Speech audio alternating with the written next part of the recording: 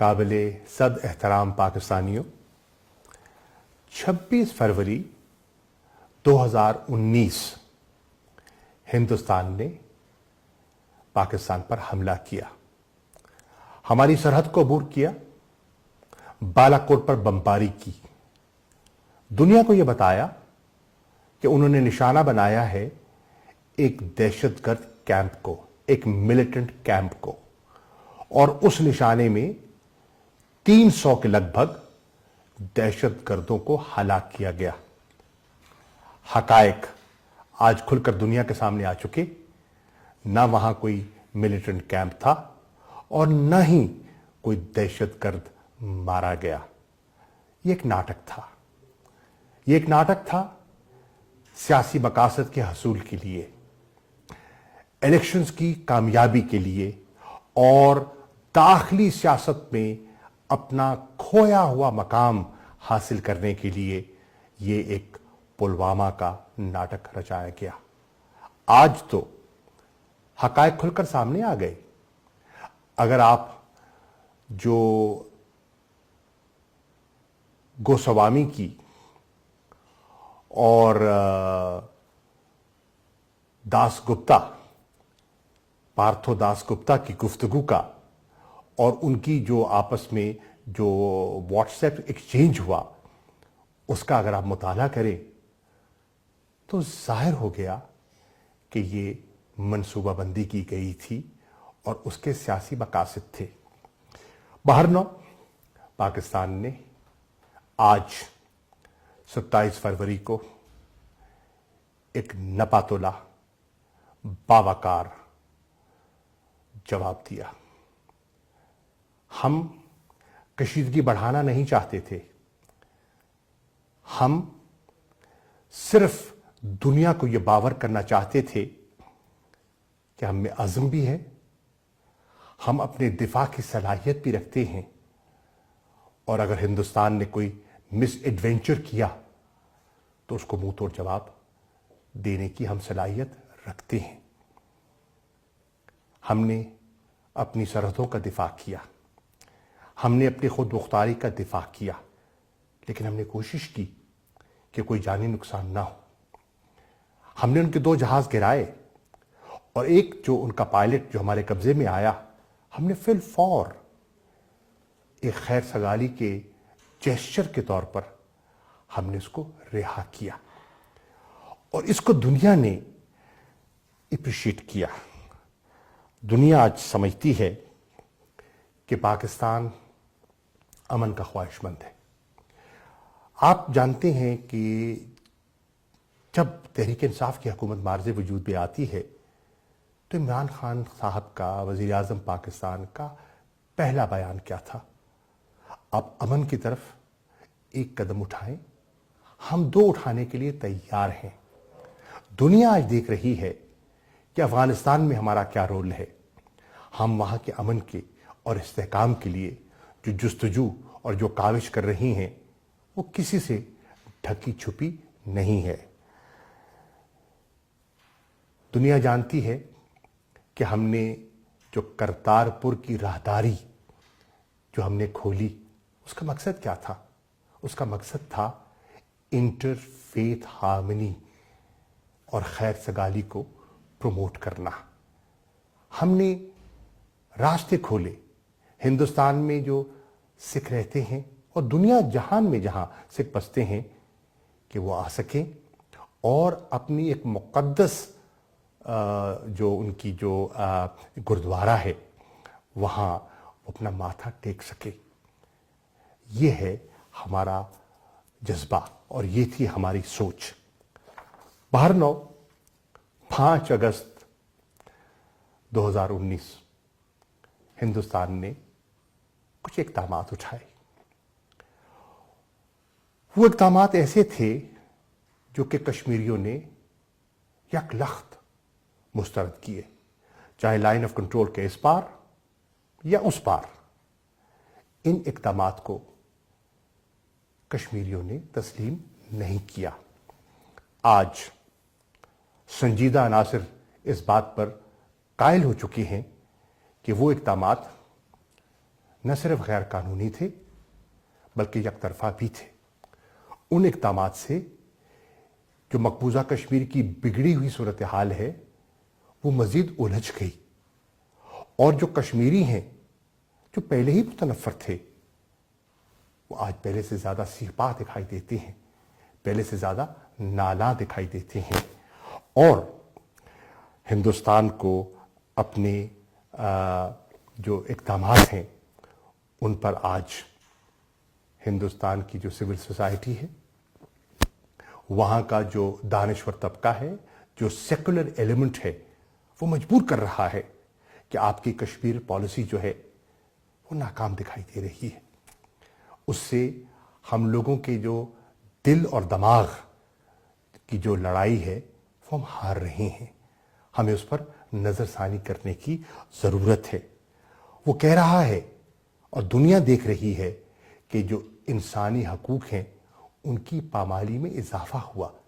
दुनिया ने देखा कि सीज़ फायर वायलेशंस जिनमें बतदरीज इजाफा हो रहा था जब से दिल्ली की जो सरकार हुकूमत में आई, उसमें ख़तरनाक हद तक इजाफा हो गया और संजीदा अनासर तशवीशनाक थे और हैं कि इससे इस खित्ते का अमन और इस्तेहकाम मुतासिर हो सकता है।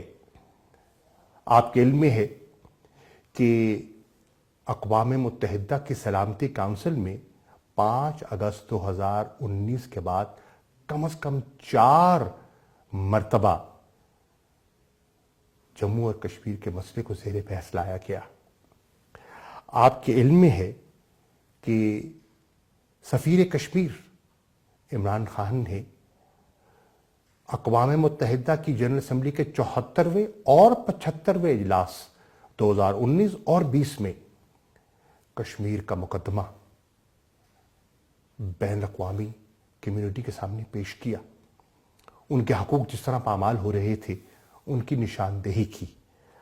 आपके इल्म में है कि 120 से ज़्यादा ऐसी नशिस्तें हुईं जिसमें इमरान खान साहब ने, दफ्तर खारजा ने वर्ल्ड लीडर्स के साथ राब्ता किया, यूएन अथॉरिटीज़ के साथ उनसे रिजू किया, और उसके साथ साथ जो इंटरनेशनल ऑर्गेनाइजेशंस हैं उन तक अपना नुक्ता नज़र पेश किया। आप ये भी जानते हैं कि अक़वाम मुत्तहिदा के सेक्रेटरी जनरल फरवरी 2020 में जब पाकिस्तान तशरीफ़ लाते हैं, उनकी प्रेस कॉन्फ्रेंस आपने यकीनन देखी होगी।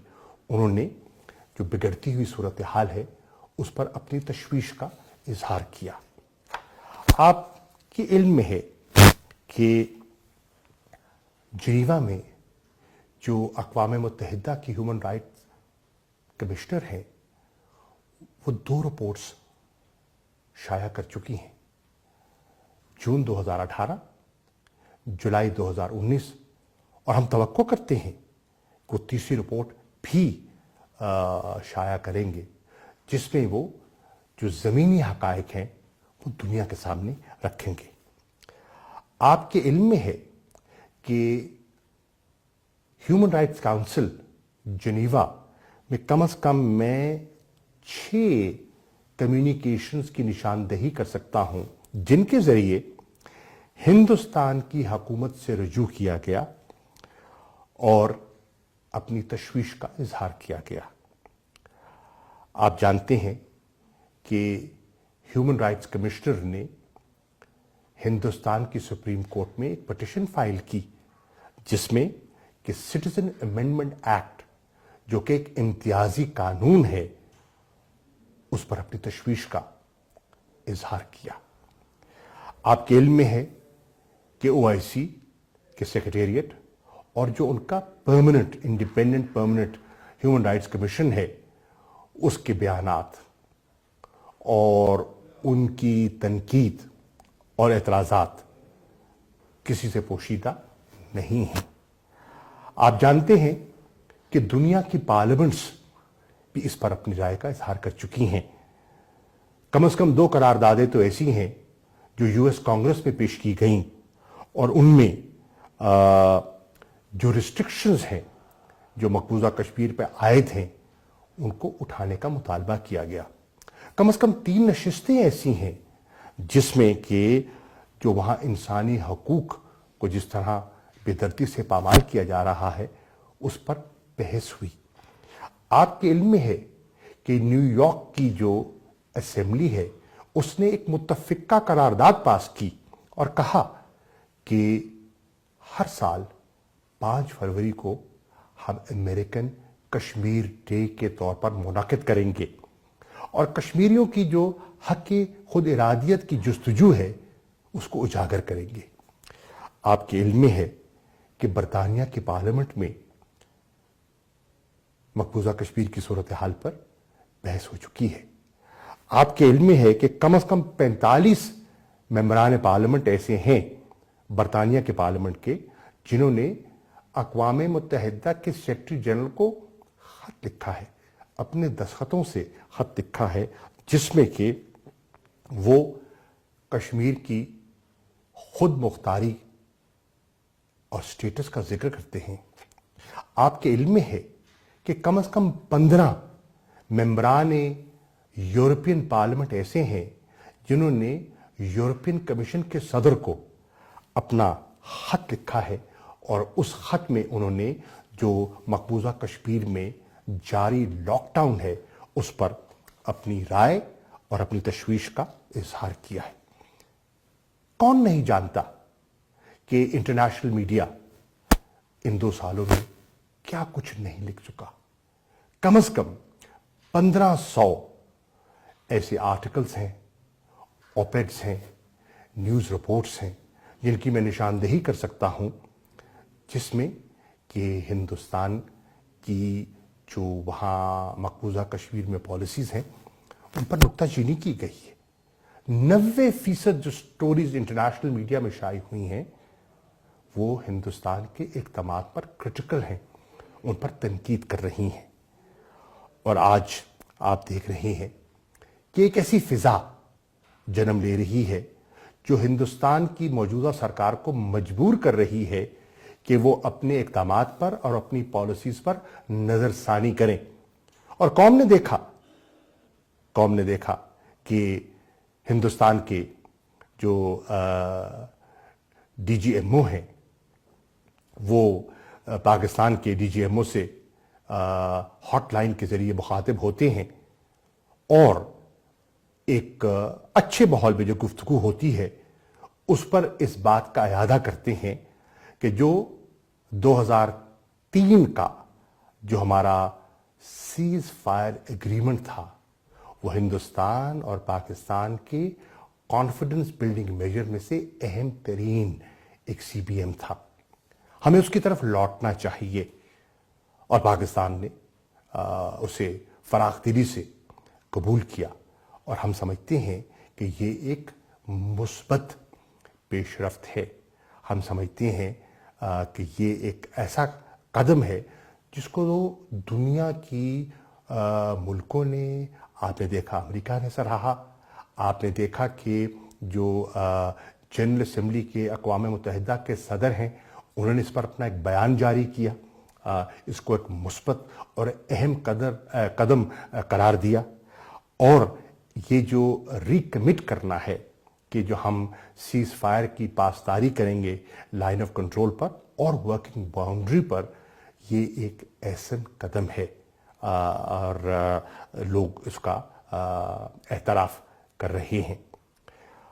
آپ نے یہ بھی دیکھا کہ اس گفتگو میں ہمیں ایک اشارہ یہ بھی ملا کہ جو ہمارے کور ایشوز ہیں ان پر بالآخر ہمیں ان کا حل تلاش کرنا ہوگا, اور وہ ایشوز جو اس خطے کے امن کو, استحکام کو متاثر کر سکتے ہیں اس پر ہمیں راستہ تلاش کرنا ہوگا. وہ راستہ کون سا ہو سکتا ہے؟ دانشمندانہ راستہ تو ایک ہی ہے اور وہ راستہ گفت و شنید کا راستہ ہے. وہ راستہ ایک پرامن ڈائلاگ کا راستہ ہے. پاکستان کبھی ڈائلاگ سے کتراتا نہیں تھا. پاکستان نے پہلے دن سے کہا امن کی طرف آگے بڑھیے, کشمیریوں کے حقوق ہم پامال نہیں کر سکتے. پاکستان سلامتی کونسل کی قراردادوں کا پابند ہے، ہندوستان بھی پابند ہے. ہمیں راستہ تلاش کرنا ہوگا اور کشمیریوں کو ان کا حق مناسب طریقے سے دینا ہوگا. میں قوم کو بتانا چاہتا ہوں کہ پاکستانی قوم امن کو ترجیح دیتی ہے. ہمارے جارحانہ عزائم نہ تھے نہ ہیں، لیکن اگر ہم پر جارحیت کی گئی، اگر بالا کوٹ دہرایا گیا، تو یہ قوم اپنا دفاع کرنا جانتی ہے. پاکستان زندہ باد.